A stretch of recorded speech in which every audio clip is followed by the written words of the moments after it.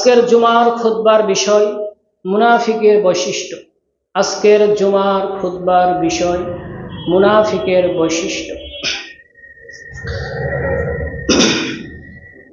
মুনাফিক শব্দটি নিফাক শব্দ থেকে উৎকলিত, যার মূল শব্দ নাফকাতুন, যার অর্থ দাঁড়ায় সুড়ঙ্গ বা রাস্তা। মুনাফিক বলতে বোঝায় বন্য ইঁদুর। বন্য ইঁদুর তার চলার পথে ঢুকতে একটি রাস্তা লাগে, বের হওয়ার জন্য আরেকটি রাস্তা, এক কথায় দুইটা মুখ। তো মুনাফিক বলতে যাকে বলা হয় দ্বিমুখী, যাকে বলা হয় দ্বিমুখী, দুইটা মুখ থাকে যার। নিফাক শব্দের অর্থ কপটতা। এই নিফাক শব্দের অর্থ হচ্ছে দুমুখ ওয়ালা, যার মুখে এক কথা অন্তরে আরেক কথা, একে বলা হয় মুনাফিক। আম্মার ইবনে ইয়াসার রাদিয়াল্লাহু তাআলা قال قال رسول الله صلى الله عليه وسلم من كان ذا وجهين في الدنيا كان له لسان من النار يوم القيامة। যে ব্যক্তির দুনিয়াতে দুটো মুখ, দুনিয়াতে দুটো মুখ মানে তার জবান, যে জবান, এই জবানের কোনো দাম নেই, মুখে একটা বলে অন্তরে আরেকটা বলে, একে বলে দ্বিমুখী। এই দুইটা মুখ যার দুনিয়াতে, কিয়ামতের মাঠে আল্লাহ রাব্বুল আলামিন তার আগুনের দুইটা জিহ্বা করবে।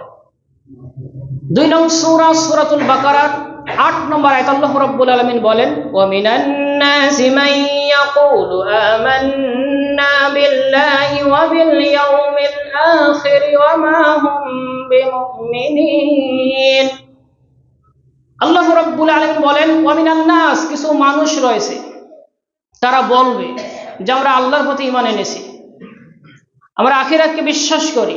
আল্লাহ বলছেন ওয়া মা হুম বিমুমিনিন, তারা মুমিন না। তার মানে কি? তারা মুনাফিক। মুখে বলবে আল্লাহর প্রতি আমি ঈমান এনেছি, আমি আখিরাতকে বিশ্বাস করি, মৌখিকভাবে ইসলামের কথা সে বলবে, কিন্তু বাস্তবে তার ভিতর ঈমান নেই, সে আখিরাতকে ভয় করে না, সে মুনাফিক।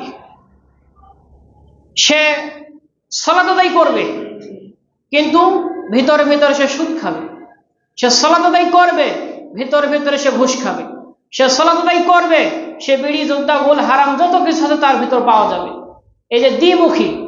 মসজিদে সে বলবে ইয়্যাকা না'বুদু ওয়া ইয়্যাকা নাস্তাঈন, তোমারই ইবাদত করি, তোমারই কাছে সাহায্য চাই, কিন্তু মসজিদের বাইরে গেলে আল্লাহর ইবাদত আর থাকে না। 6 দিন তার দেখাই নেই মসজিদে। তার মানে মসজিদে একটা বলে জুমাতে এসে, বাকি 6 দিন তার কথার সাথে কাজের মিল নেই, একে বলে দ্বিমুখী। এই স্বভাবগুলো আমাদের পরিত্যাগ করতে হবে। মুনাফিক অত্যন্ত ভয়ঙ্কর, যার ভিতর নিফাক রয়েছে। নিফাক একটি ভাইরাস।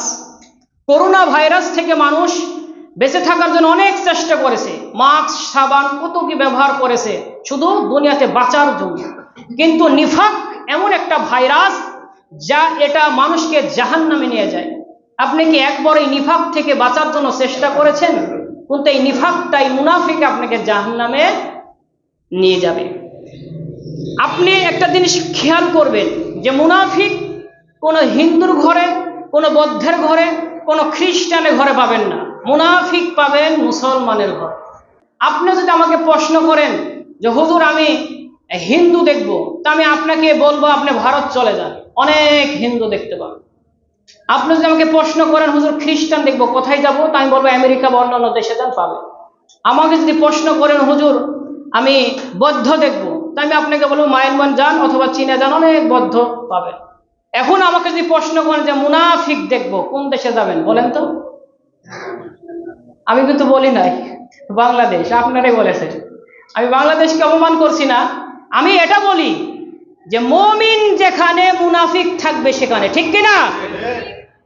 মুমিন যেখানে মুনাফিক থাকবে সেখানে। দলিল 24 নং সূরা নূর 19 নম্বর আয়াতে আল্লাহ রাব্বুল আলামিন বলেন, ইন্নাল্লাযীনা ইউহিব্বুনা আন তাশিআল ফাহিশাতু ফিল্লাযীনা আমানু লাহুম আযাবুন আলীমুন ফিদ দুনিয়া ওয়াল আখিরাহ।